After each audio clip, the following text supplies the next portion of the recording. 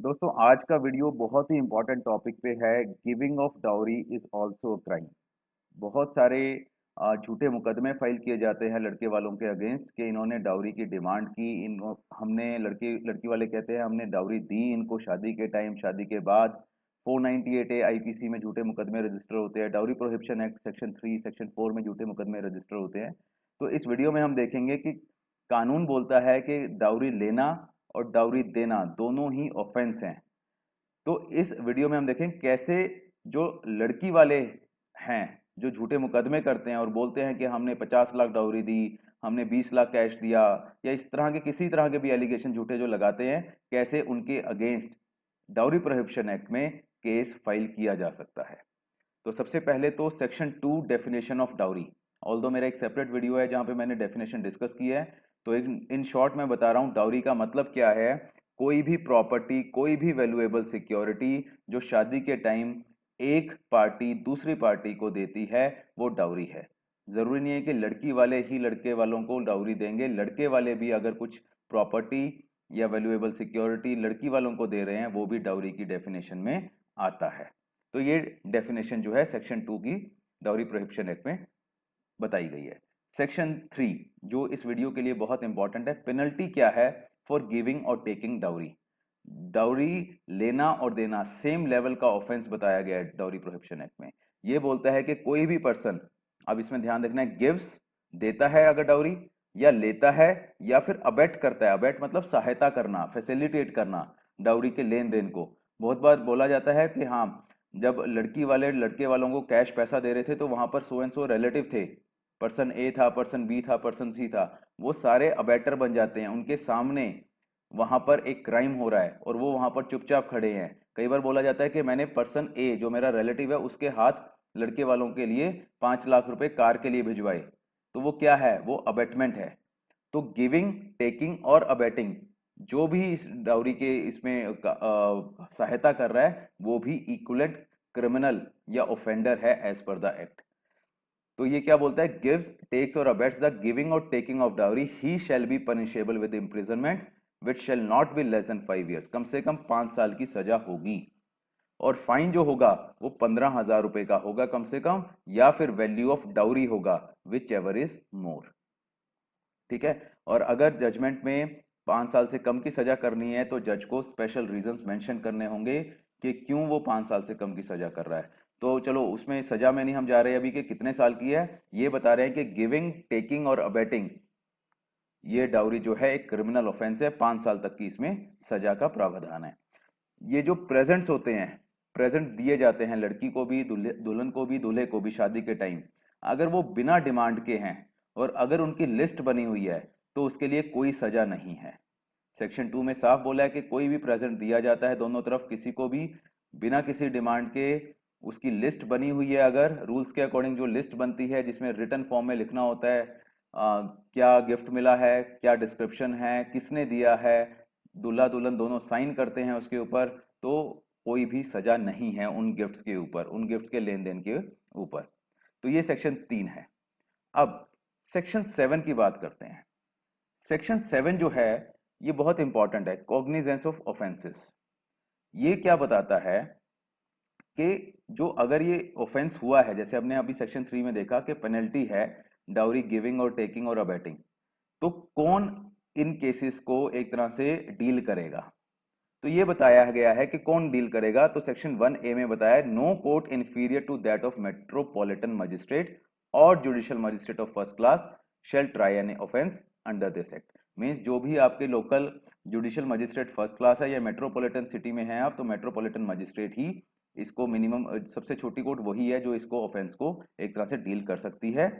सबसे पहले कैसे डील करेगी उसको, या तो कोर्ट को आप कंप्लेंट दें, कोर्ट की नॉलेज में आ जाए बात, या फिर पुलिस रिपोर्ट, जब एफआईआर लॉन्च हो जाती है तो पुलिस भी जाके अपनी रिपोर्ट दे देती है। तो एफआईआर भी रजिस्टर हो सकती है यहाँ पर डीपी एक्ट में, या फिर आप अपनी कंप्लेंट भी कोर्ट में दे सकते हैं। ठीक है। कंप्लेंट जब देते हैं तो यहाँ पे एक I2 में बड़ा इंपॉर्टेंट है, इसमें बोला a complaint by the person aggrieved by the offence. Means जो भी पर्सन उस ऑफेंस से एग्रीव्ड है, तो या तो लड़की होगी एग्रीव्ड या लड़का होगा, क्योंकि कोई भी बोल सकता है कि मुझसे डाउरी की डिमांड की गई है या मैंने डाउरी दी है। तो इन दोनों के अलावा और कोई एग्रीव्ड नहीं है एज पर दिस क्लॉज। या फिर कहता है कोई भी पेरेंट, लड़की का पेरेंट फादर मदर या लड़के के फादर मदर, या कोई भी रिलेटिव ऑफ सच पर्सन, या फिर कोई भी रिकॉग्नाइज्ड वेलफेयर इंस्टीट्यूशन और ऑर्गेनाइजेशन कंप्लेंट जो है कोर्ट में फाइल कर सकते हैं। ठीक है, तो कोर्ट जो होगा जेएमआईसी का होगा सबसे छोटा कोर्ट जो इसको डील कर सकता है। पुलिस रिपोर्ट में भी जा सकता है केस एफआईआर के थ्रू, या फिर कंप्लेंट जो है कोर्ट में डायरेक्टली फाइल कर सकते हैं, लड़का या लड़की की तरफ से, कोई पेरेंट भी कर सकता है या कोई रिलेटिव भी कर सकता है। सेक्शन जो इसका सबसेक्शन 3 है, सेक्शन 7 का सबसेक्शन 3, ये एक तरह से एक शील्ड है, एक प्रोटेक्शन है विक्टिम को या फिर बोले एग्रीव्ड पर्सन को। इसमें क्या लिखा है, not with standing anything contained in any law for the time being in force, a statement made by the person aggrieved by the offence, aggrieved bye offence shall not subject such person to a prosecution under this act। अब बहुत सारे cases मैंने देखे, उसमें लड़की ने allegations लगा दिए कि मेरे फादर ने इतने लाख रुपए डाउरी दिया, ठीक है, उन्होंने तब डिमांड की, उन्होंने फिर से पैसे दे दिए, ऐसे ऐसे एलिगेशंस लगा दिए। 498A का भी उसमें एफआईआर हो गया और डाउरी प्रोहिबिशन एक्ट में भी उनके अगेंस्ट केस हो गया, लड़के वालों के अगेंस्ट। अब यहाँ पर लड़की ने क्या किया, एक स्टेटमेंट दी जिसमें उसने खुद एडमिट किया कि हमने डाउरी दी है, मेरे फादर ने डाउरी दी है, मैंने डाउरी दी है, मेरे पेरेंट्स ने डाउरी दी है। लड़के ने क्या किया, एक कंप्लेंट फाइल कर दी जेएमआईसी के पास या पुलिस के पास, ये बोलकर कि देखिए इन्होंने खुद एडमिट कर लिया कि इन्होंने डाउरी दी थी। मैंने डाउरी ली या नहीं ली अभी केस चल रहा है, वो कोर्ट डिसाइड कर लेगी, बट इन्होंने खुद अपनी स्टेटमेंट में लिखा है कि इन्होंने डाउरी दी है, इसने डाउरी दी है लड़की ने, राइट। तो क्या हुआ, एफआईआर रजिस्टर हो गई लड़की के अगेंस्ट। एफआईआर जब रजिस्टर हो गई तो वो कोर्ट में चला गया केस। कोर्ट में क्या बोला गया कि सेक्शन 7 का सबसेक्शन 3 जो कि आपके स्क्रीन पे है, इसमें क्या बोला गया, एक प्रोटेक्शन दी गई है कि अगर कोई भी स्टेटमेंट, जो भी person agreed by the offence है, मीन जैसे लड़की को कंसिडर किया गया कि एग्रीव्ड है वो, तो कि वो तो एक विक्टिम है, उससे डाउरी मांगी गई, उसने दे दी बेचारी ने, राइट, तो वो एग्रीव्ड पर्सन है। अगर उसने कोई भी स्टेटमेंट ऐसी दी है तो उसके अगेंस्ट आप इस एक्ट में केस फाइल नहीं कर सकते। उस बेस पे वो कंप्लेंट थी, वो एफआईआर थी, खारिज कर दी हाई कोर्ट ने, ये बोल के कि ये प्रोटेक्शन दी गई है जो एग्रीव्ड पर्सन है उसको, कि अगर वो कोई भी स्टेटमेंट देता है या देती है तो उसके अगेंस्ट कोई भी प्रोसिक्यूशन इस एक्ट में नहीं कर सकता। अब इसको, ये तो है कि ठीक है, अब एग्रीव्ड बाय द ऑफेंस, अगर हम इसकी इंटरप्रिटेशन देखें एग्रीव्ड बाय द ऑफेंस, तो इसका मतलब क्या हुआ कि एग्रीड बाय द ऑफेंस में सिर्फ मैंने अभी सेक्शन अगर इसका 1 देखें तो ये देखिए, एग्रीड बाय द ऑफेंस में क्या है कि या तो लड़का एग्रीड हो सकता है या लड़की हो सकती है, क्योंकि पेरेंट को अलग रखा गया है यहाँ पे। कंप्लेंट कौन फाइल कर सकता है, चार कैटेगरीज बना रखी है, या तो person agreed by the offence, या फिर पेरेंट, या फिर रिलेटिव, या फिर कोई वेलफेयर इंस्टीट्यूशन। इसका मतलब पेरेंट एग्रीव्ड नहीं हो सकता, जो भी इंटरप्रिटेशन अगर हम करें इस क्लॉज की, तो एग्रीव्ड पर्सन कौन हो सकता है, वो लड़की खुद। अब यहां पर अगर प्रोटेक्शन की बात करें तो प्रोटेक्शन सिर्फ एग्रीव्ड को दी गई है, इसका मतलब सिर्फ लड़की को प्रोटेक्शन दी गई है, उसके पेरेंट्स को, उसके रिलेटिव्स को, उसके सिबलिंग्स को कोई प्रोटेक्शन नहीं दी गई as per dowry prohibition act section 7 sub section 3। अब ये सब हमने डिस्कस किया, अब हम आते हैं how girl side can be prosecuted under DP act, कैसे हम गर्ल साइड को प्रोसिक्यूट कर सकते हैं। सेक्शन 3 बोलता है कि गिविंग और टेकिंग डाउरी जो है ऑफेंस है। सेक्शन 7 सबसेक्शन 3 बोलता है कि statement made by the aggrieved person shall not subject such person to prosecution under this act. ठीक है, एग्रीव्ड पर्सन के अगेंस्ट हम केस फाइल नहीं कर सकते, बट एग्रीव्ड पर्सन कौन हुआ, सिर्फ लड़की हुई, उसके पेरेंट्स हमने अभी बात की, या फिर सिबलिंग्स रिलेटिव एग्रीव्ड नहीं हुए।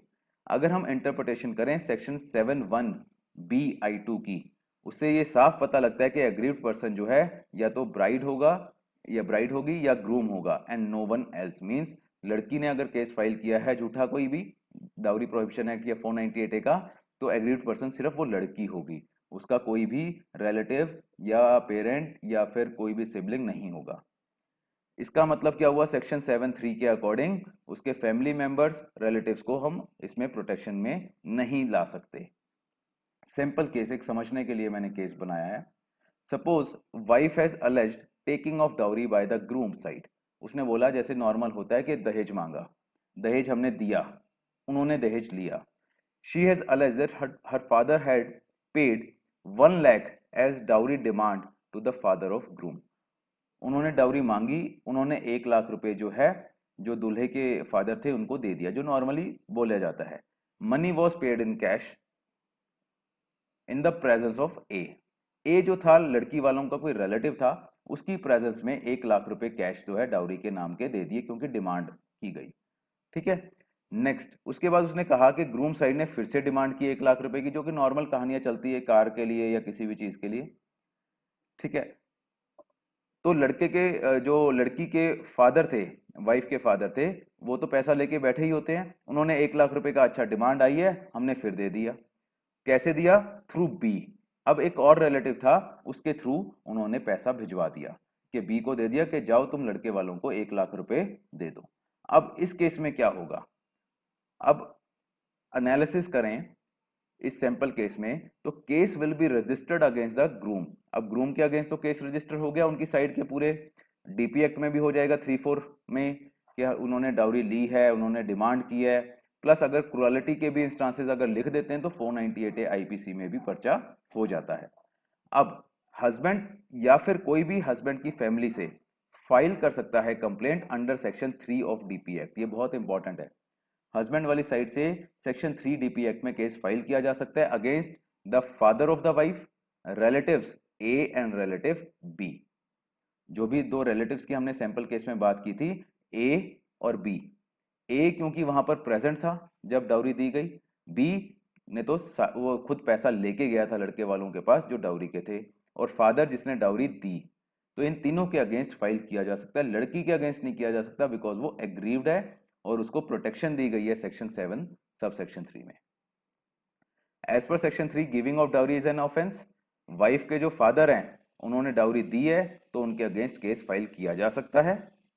रिलेटिव ए क्योंकि वो प्रेजेंट थे, जैसे मैंने बताया जब 1 लाख रुपए दिए गए, तो रिलेटिव ए को हम बोलेंगे कि उसने अबेटमेंट की है, abetted the commission of crime by being kept silent during the commissioning of such serious cognizable crime of giving dowry.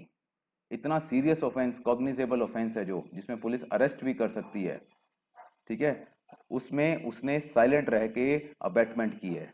Relative B जिसने असिस्ट किया है कमिश्निंग ऑफ क्राइम में, पैसा लेके गया है, उसके अगेंस्ट भी केस जो है फाइल हो सकता है। वो कुरियर पर्सन बन गया कि हाँ 1 लाख रुपए यहाँ से वहां पे ले गया, तो उसके अगेंस्ट भी केस फाइल किया जा सकता है। तो सेक्शन 7(3) की जो प्रोटेक्शन है जिसकी मैं बात कर रहा हूँ, जिसके बेस पे कई बार केस क्वैश भी हुए हैं हाई कोर्ट्स के द्वारा, उसकी मैं अगर बात करूं तो उसमें सेक्शन प्रोटेक्शन 7(3) की जो है is provided only to the aggrieved person and that can be the wife only in our sample case. ठीक है। father और relatives cannot be held to be aggrieved person keeping in view the language of section 7 subsection 1 clause b sub clause I2, right. तो इस तरह से आप protection की बात कर सकते हैं अगर आपको कहीं पर भी किसी भी कोर्ट में जाके कंटेस्ट करना हो। अब हस्बैंड साइड को क्या करना चाहिए? सबसे पहले तो आपको एक अच्छे से कंप्लेंट ड्राफ्ट करके पुलिस को फाइल करनी चाहिए।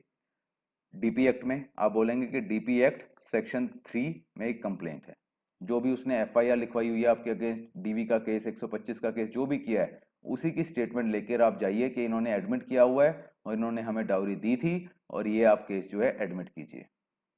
आपने ये नहीं बोलना कि हमने ली, कहते इन्होंने एडमिट किया कि इन्होंने डाउरी दी है हमें, राइट। इसके बाद अगर पुलिस 2-3 दिन एक्शन नहीं लेती है या फिर हफ्ता देख लीजिए आप, उसके बाद आप कंप्लेंट फाइल कीजिए कोर्ट में, जो भी आपके नियरेस्ट जुडिशियल मजिस्ट्रेट है, अंडर सेक्शन 156(3) ऑफ सीआरपीसी, जिसमें कि पुलिस को डायरेक्शंस दी जाती हैं टू इन्वेस्टिगेट द मैटर।